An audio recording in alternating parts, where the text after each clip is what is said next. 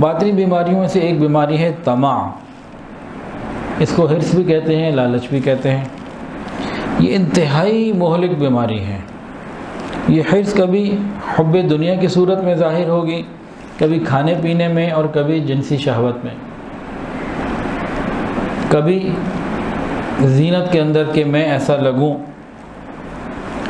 انسان جو جنت سے دنیا میں آیا تھا نا، اس کی بنیادی وجہ بھی یہ طمع ہی تھی.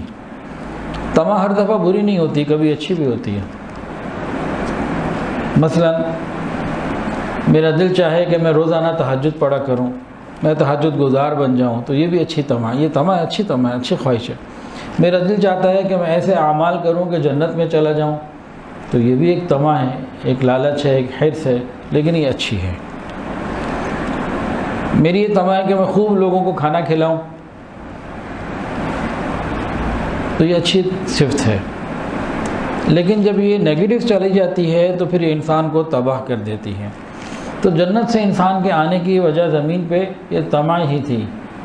اماں حوا کے دل میں یہ تھا کہ ہم ہمیشہ جنت میں ہی رہیں. شیطان نے کہہ دیا تھا کہ اس درخت کے پھل کو کھا لیا نا، ہمیشہ یہاں رہو گی، وَمُلْكِ لَا يَبْلَى، ہمیشہ جنت. تو ان کے دل میں آ گیا کہ میں کیوں نہ ہمیشہ جنت میں رہوں.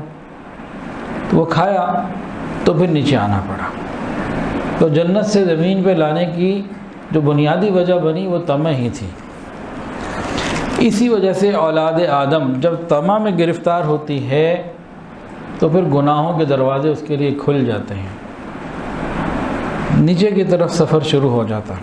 کسی نے کیا خوب کہا، اگر طمع نہ ہوتی تو کوئی پرندہ جال میں نہ پھنستا، اگر طمع نہ ہوتی تو کوئی مچھلی شکاری کے شکار میں نہ آتی، کانٹے میں نہ پھنستی، اور طمع نہ ہوتی تو شیر کبھی پنجرے میں بند نہ ہوتا، اور طمع نہ ہوتی تو انسان کبھی جسم فروشی والے گناہ اور بڑے بڑے گناہ نہ کرتا. اس طمع کی وجہ سے انسان زیادہ کے شوق میں تھوڑے سے بھی محروم ہو جاتا ہے.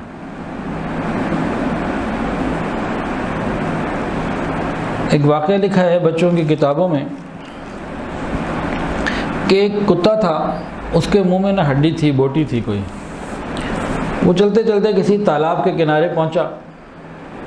جب اس نے پانی میں دیکھا نا تو اس کو سامنے ایک کتا نظر آیا جس کے منہ میں بوٹی تھی. اصل میں اس کا اپنا عکس اس کو نظر آیا. اس نے دیکھا تو اس نے کہا یہ دوسری بوٹی بھی میں حاصل کروں. اب وہ اس کو پکڑنے کے لیے جب کھولا تو جو ہاتھ میں تھی، جو اس کے منہ میں تھی، وہ پانی میں گری، اپنی اس ایک سے بھی محروم ہو گیا. تو جب انسان کے اندر لالچ آ جاتی ہے تو بعض مرتبہ نہیں، اکثر مرتبہ عقل پھر پورا ساتھ نہیں دیتی. عقل پہ پردے پڑ جاتے ہیں، جذبات اوپر آ جاتے ہیں، اور انسان طمع کی وجہ سے بڑے نقصانات کر لیتا ہے.